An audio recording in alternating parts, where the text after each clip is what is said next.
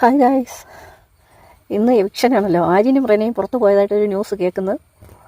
Confirm ആയിട്ടില്ല, എന്നാലും double eviction ആണെന്നാണ് തോന്നുന്നത്. റെനയ്ക്ക് പൊതുവേ വോട്ട് കുറവാണല്ലോ, അപ്പോൾ തീർച്ചയായിട്ടും റെന പുറത്ത് പോകും എന്ന് തന്നെയാണ്. ആര്യനെ മനഃപൂർവ്വം ആൾക്കാർ വോട്ട് കൊടുക്കാതെ പുറത്താക്കുന്നതായിരിക്കും. വല്ലാത്തൊരു സ്വഭാവമാണ്. ചെയ്ത തെറ്റുകുറ്റങ്ങൾ സമ്മതിക്കുന്നില്ല, വെറുതെ ജിസേലിൻ്റെ ഒരു വാലിൽ തൂങ്ങിയായിട്ട് ഇങ്ങനെ നടക്കുന്നു. ശരിക്കും ആര്യൻ പുറത്ത് പോകണം. ഡബിൾ എവിക്ഷൻ ആണെങ്കിൽ പ്രേക്ഷകരായ ഞങ്ങൾ ഡബിൾ ഹാപ്പി ആയിരിക്കും. ഈ രണ്ടെണ്ണം പുറത്ത് പോകണം. റെന ഇപ്പോൾ കുറച്ചൊന്ന് ഒതുങ്ങിയിട്ടുണ്ട്, പക്ഷേ വന്ന സമയത്ത് റെന എന്തൊരു